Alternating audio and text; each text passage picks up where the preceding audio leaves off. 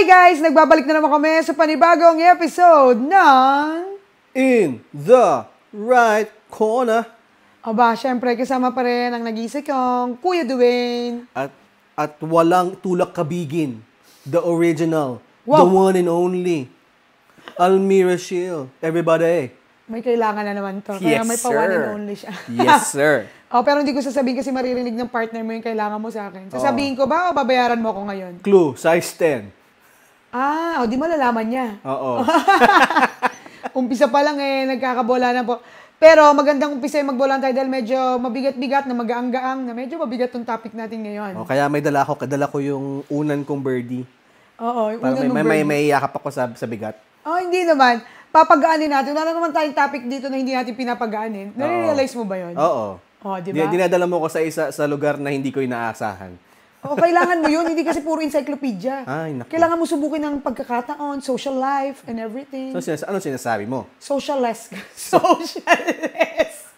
May English mo socialist? Wala. Okay. Erase, edit, cut out, bye. Ulit. Hi, guys! Anyway, ang topic natin ngayon ay malawak na direct. Malawak na direct. Oo. Kabundukan. No. Our topic is forgiveness. Okay. Di ba? Mabigat-bigat to na magaang-gaang. Okay. Na for sure maraming makaka-relate dito. So, sisimulan ko yan sa'yo sa tanong na magaang lang to, easy. Okay. Anong kasalanang nagawa sa'yo ang hindi mo napatawad? Easy. Kasalanang nagawa sa akin na hindi ko napatawad. Ang tanong mo ba ay kung napatawad ko, matagal kong hindi napatawad? O hanggang ngayon hindi ko pa napapatawad? Magkaiba kasi yun. Ang hirap naman kumausap ng matalino. Kala ko ikaw na sasagot. Sige, doon muna tayo sa himay. Anong klase ng kasalanan na yun? Yung akala mo nang hindi mo mapapatawad, kung sakaling napatawad mo na yan. Siguro... Or if there's a kasalanan na hindi mo kayang patawarin, ano yun? Siguro for me, yung tinapakan yung pagkatao ko. In what sense? Okay. So, balik tanaw nung ako ay kolehiyo. Yung umaasa ako dyan sa sa scholarships Kasi alam mo naman, hindi natin afford ang pag-aaral dati. Merong isang time na, siguro to cut the story short, tinanggal sa akin yung scholarship na yun. At may mga nasabi pa. Yung sponsor. And yung mga alipores niya. Yung talagang, alam mo yung time na yun na may reason ako kung bakit hindi ko ma-maintain yung scholarship. Ito yung mga time na nagkakasakit si Papa nun. So, hindi ako nakatutok sa pag-aaral. Nakatutok ako dun sa supporting the family while, si Papa nun, hindi makapagtrabaho. And I was in the thinking na compassionate sila. Kasi I thought they were. Hindi lang nila ako tinanggalan ng oportunidad. And, yun nga, nawalan ako ng oportunidad. Hindi pa sila compassionate about it. Marami talaga silang sinabi na, alam yung tipong pinaluhod ka talaga nila. Hanggang ngayon nakatatak sa akin yun. Every time may pinupurso akong something, may pinupurso akong goal, lagi kong inaalala yung feeling na mababa ako, yung pinababa yung ego ko.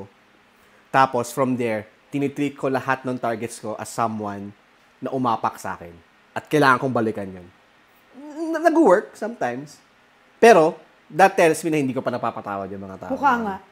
Kahit na medyo narating mo na ngayon yung medyo humble wins na meron ka, ganun pa rin yung pakiramdam mo. Oo, hindi talaga. Hindi talaga. Palang, naalala ko palagi yung feeling na, imagine mo yung langgam ka, o isa kang insekto, naapahan ka, tiniris ka pa. Pero iniwanan nila akong buhay. That's the thing. Alam mo, dahil sa example na sinabi mo, naalala ko lang, siguro, hindi ko naman pwedeng sabihin na hindi ko napatawad. Pero feeling ko markado siya sa akin at parang noted siya sa pagkatao ko. I think it explains why pagdating sa pagkain, hindi ako madamot. Okay. Kasi maraming instances na nangyari sa akin na, ako kasi, alam mo kuya, ganito lang ako. May mga nagsasabi na, naku, hindi ka nakakalimot. Totoo naman, hindi ako nakakalimot. Pero it doesn't mean na hindi ako mabilis magpatawad. Mabilis ako magpatawad Sabi ko nga ako yung tipo ng tao na it's how mo ko kakausapin. Correct. Oo. Minsan nga. Kilala kita doon. Oo. Kahit anong kasalanan mo sa akin, kausapin mo ako ng maayos, kaya nga ako nauuto minsan eh. Brand mo talaga yun eh. Generous and kind ka to a fault. Ano bang size mo, 10? Yeah! To a fault pa nga pala. Hindi ko A6. narinig yung mahal. Cloud foam. You know what it is. Oo. Hindi, ako, yun, yung sa pagkain. Meron yung one time, syempre, nung mga times na walang-wala, tapos isang time makakakuha ng pamasahe. Kasi, alam nyo guys, para din sa mga nakakarinig na to, na alam ko papasok to sa ibang topic someday, somehow, pero sa mga kabataan dyan, na parang hindi kayo kayang pag-aralin ng parents nyo, kung may skills kayo or kaya nyo, gawan nyo ng parang kami 4 po kami, lahat kami scholar. Okay. Oo, totoo naman yan. Oo. Actually. Oo, lahat kami scholar. Naisingit ko lang yun. Kasi, hindi man kaya ng parents eh. Alam nga namang, di ba, pigain ko sila na pag-aralin nyo kami. I'll phrase it another way. Laking diskarte kami. Yun, oo. Ilapag mo kami sa gitna at puso ng Maynila, na buhay po kaming 4, dapat kami magkakapatid. But anyway, merong one time umuwi ako sa isang place. Tapos nasa isang table, long table, yung mga tao, may isa nagalok. Sabi niya, kain ka na. Madam, kain ka na. Hindi ko makakalimutan yon. Jollibee spaghetti yun. Jollibee, baka naman. Hindi, Jollibee spaghetti yun. Nilagay sa table ko. Tapos nung kakainin ko na, kinuha siya, hindi sa'yo yan. Parang no moment na yun, gusto kong hilain ng hiya. Na parang, wow. Pero did you ever think na baka naman talaga hindi para sa'yo pero may kapalit yon? No, iba wala. talaga yon? Iba talaga Kasi, naalala ko kung paano ko i-redeem yung sarili ko na napahiya ako. Naghanap ako ng makakain. Correct. Tapos parang sabi ko, busog na nga rin po ako eh. Pero hindi ko na siya nakakalimutan. Kaya, nung naulit siya, nung nagtatrabaho ako abroad, may isang pagkakataon din.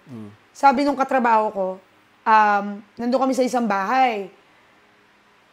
Dahil magiliw sa akin ng mga tao most of the time, so kain kayo, ganyan. Tapos nasa kainan din kami ganyan. Nung kumakain ako, sinaway ako na, huwag ka masyadong kumain kasi baka maubos eh. Kaya ako, hindi ko masabi na yung mga tao, kasi kung iisipin, petty. Pero for me, hindi. Parang elephant siya in my heart. Kaya talagang pagdating sa pagkain, ayoko na nagiging issue siya.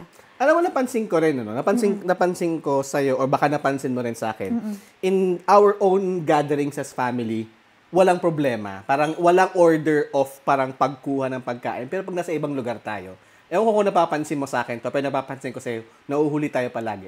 Oo. Parang may something about always getting food last. Siguro, oo. Alam mo ako, hindi ko alam. It's either kasi, for me, it's either kasi tayo kasi yung, sige go, mauna kayo. Kasi tayo, makakapag-adjust tayo na kung anong meron, kaya nating mag-adjust dun eh. Pero ako, sabi ko nga sa'yo, maliit siya, pero kung isipin mo, kung papasok ba siya sa idea ng forgiveness, I think napatawad ko naman, Diyos ko, ako nga eh. Pero hindi ko talaga siya nakakalimutan. Which brings me to my question, and I hope you can shed light to this, Ano exactly yung pinagkaiba nung napatawad mo na at nakalimutan mo na? Pag napatawad mo na nakalimutan ko na din? Oo, kasi minsan medyo gray yung line na yun eh. May mga times na napatawad mo na, therefore, nakalimutan mo na. May mga nagsasabi din naman na napatawad ko na, pero hindi ko makakalimutan. For me, ang gravitas kasi no, napatawad mo na siya, para siyang puso at isip mo eh. Napatawad mo na siya, wala na siyang ill feeling sa'yo, pero hindi mo nakalimutan ginawa sa'yo yun. Dala mo. Walang galit, wala nang kahit ano. Kaya nga masasabing napatawad mo na eh. Pero natatandaan mo siya, para siyang micro SD sa isip mo na nangyari tong bagay na to. Peklat. Yes. Pero hindi ka nagalit. Okay. Alam mo? Hindi siya masakit. Hindi na siya masakit, pero na-noted na siya sa'yo. Pero hindi ka galit sa mga gumawa nun. Ako feeling ko mas apparent yung idea of forgiving but not forgetting kapag naalpasan mo yung situation. Mahirap i-measure kung napatawad mo na o hindi kapag nasa turmoil ka pa din. Like in your example, or in my case and my example din, no, mas apparent sa akin na itong peklat na to, nandito to, nakatingin ako sa peklat ko dahil maluwag-luwag na yung situation. Pero hindi ka titingin sa peklat kapag lumalaban ka. Yes. Mas forward thinking ka, kailangan ko makalabas dito, kaya hindi mo naiintindihan kung napatawad mo na ba o nakalimutan mo na. Siguro ganun natin siya ma-differentiate, ano? Siguro, oo. Tsaka feeling ko, depende kasi talaga, magkakaiba kasi talaga tayong tao kung paano mag-handle. Ako kasi, may tendency ako na kahit na nga ikaw na yung may kasalanan sa akin, nahanapin ko na lang yung way sa puso ko na, sige, okay na yung nagawa mo. Kasi ayoko ng bigat. Sabi kasi nila, di ba, you have to forgive someone, hindi para sa kanya. Para sa sarili mo. Oo, iba talaga eh. Ako habang nag-iisip ako kung ano yung hindi ko na napatawad. Pag itong moment na to, tatanungin mo ko, wala akong maalala. Actually, feeling ko wala naman talaga kasi I've known you as, sabi ko nga kanina, absolutely generous. Very kind. To a fault. To a fault? Yung pepekto sa na lang kita sa likod ng ulo mo, oy, tinuhog ka niyang parang lechon. Wala lang. Inihaw ka niyan. Ano, hilaw ka pa rin? Oo, hindi. Baka kasi pwede pang lechon paksiw eh. Pero ito yung gusto ko maintindihan from someone that can draw so much kindness, so much generosity out of so much adversity. Paano mo nagagawa yun? Tulad din ng tanong ko yan sa inyo eh, kung paano nyo nagagawang hindi gawin yun.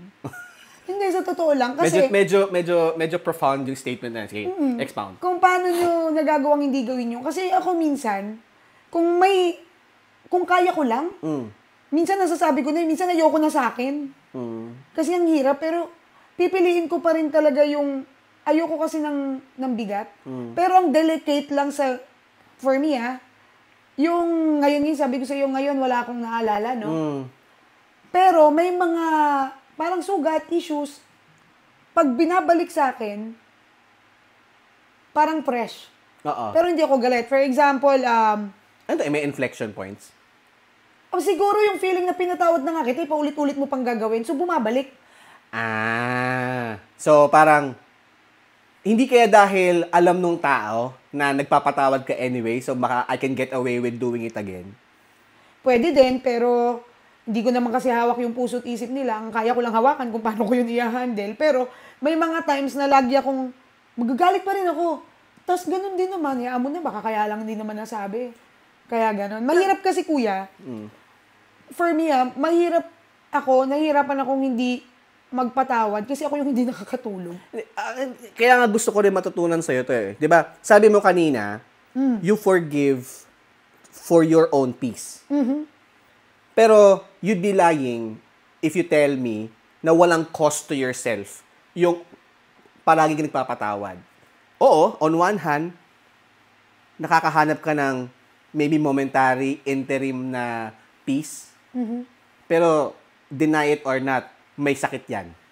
Parang hindi mo, pag mag-isa ka na lang sa kwarto, naiisip mo, bakit ako laging ginaganito? Oo naman. How do you find the balance between yung retaining the peace and controlling the emotion at the back of it? Alam mo kung paano? Takot kasi ako yung makasakit. Kaya, kind ka nga. Hindi, takot ako yung makasakit. Minsan gusto kong, pag may nagagawa sa akin, totoo naman, di naman ako perfect. Diyos ko, Lord. May mga times na nag-meeting yung isip ko na, kung gawin ko rin kaya to sa'yo, o ganyan ko sa'yo kaya to. Pero akin lang lahat yun. Kasi at the end of the day, nagtotone down ako dun sa idea na may dahilan eh. Kung ba't mo ako sinasaktan eh, o ba't mo nagawa sa akin to eh. Baka gusto kong ialis dun. Plus, meron pa akong backup na dyan. Pag kahit anong masama yung ginagawa sa akin, inaalala ko yung kabutihan na nagawa sa akin, plus kung ano yung pinagdadaanan niya. Pero ang sad truth, na ngayong tumatanda na ako, natututunan ko, na hindi pala lahat ng ganong ginawa ko bumabalik. Bumabalik at saka tama ba siya na ginawa? Which brings me to my next question. Is there a limit to forgiving? Oo, ako Alam mo kung walking away. Okay. Are you saying that life can carry on without forgiveness? Kung life will carry on, oo naman. Kasi hindi ka naman mamamatay kung may tao kang hindi napatawad eh. Kailangan mo talagang umusad sa buhay mo eh. Ang tanong dyan is, kaya mo ba siyang mag-carry on sa buhay nang bitbit mo yung galit mo? Di ba? Pero for me, sagot pa rin dyan, oo eh. Oo. Only time heals eh. Kasi parang I know a lot of people na very judicious kapag nagpapatawad. Talaga ipapamukha niya sa iyo talaga na hindi lang niya nakalimutan. Hindi pa siya nagpapatawad. Talagang ibabalik niya sa iyo lahat. Parang especially mga vengeful na tao na hangga't maaari babalikan ka. Marami akong mga kaibigan na nagkasira. Dahil hindi talaga nagkapatawaran eh. Oo. Hindi talaga eh. Alam mo yun din yung naiisip ko minsan eh. Pero alam mo yun yung nakakalungkot. Yung sinasabi nga nila na time heals, kasabay nung time na nag-heal ka is yung time na tuluyan na kayo nawawala sa buhay ng isa't isa. I don't think if it's a good or bad thing. I don't know kung good thing siya kasi, ayan, nagawan ka na nga ng kasalanan, so tinanggal siya sa buhay mo or hindi kayo okay, tinanggal siya sa buhay mo. O bad thing siya kasi nagkaroon lang kayo ng gusot, pero paano naman yung pinagsamahan niyo? Oo. And at titimunin lang yun ng idea kung magkakapatawaran kayo. 'Di ba? Kaya ngayon naisip ko sa'yo, kung dumarating yung mga time na nakakapagpatawad ka, ano yung process na yun? Ako yung process, for me, kung magpatawad ako kung magpapatawad ako, kailangan, for me, naintindihan ko muna yung tao. Parang, sabaga, yung nangyari, ang ginagawa ko, yung nangyari between you and the other person, smoke screen yan. Kailangan itaboy ko muna yung usok. Tignan ko muna yung entirety ng tao. Did the person mean well? Or maybe to put it rather differently, intention ba niyang saktan ako? Maganda yan. Parang gusto ba niyang saktan talaga ako? Or meron siyang values na pinagtimbangan, saktan ako o protektahan something else? Pag na-establish ko na yung intent, kaya ko bang tanggapin yon? Pag hindi ko kayang tanggapin yon, hindi ko siya papatawarin. Hanggat hindi ko nauunawaan yung intention, hindi ko kayang patawarin yon. Kasi hindi pa ako aabot sa point na kakalimutan ko. The fact na, for example, pag nalaman ko na talagang sinaktan mo ko, sorry. Pero pag sabi ko, kailangan kong piliin kasi yung pamilya ko over you. O mas mahal ko to kaysa sa'yo. So you find the understanding. Oo. Susubukan kong intindihin. And then I'll try to see if I can forgive now or I'll give myself some time to parang to compartmentalize yung pain. And then from there, I'll decide to forgive. Pero one thing I will never do, to forget. Kasi kung ano man yung intention niya, kung tama ba yung ginawa niya o hindi, or if I can justify it or not, nasaktan ako eh. I'll use that as a way to move forward. Peklat. Something I can look onto. Next, on In the Right Corner with Almira Shil and Kuya Dwayne. Magpapatawad ako, pero hindi ko kakalimutan. And trust me, gagamitin kong gasolina yan. Alam mo, ako tuloy na-realize ko ngayon, meron palang mga kasalanan na hindi ko pala kayang patawarin.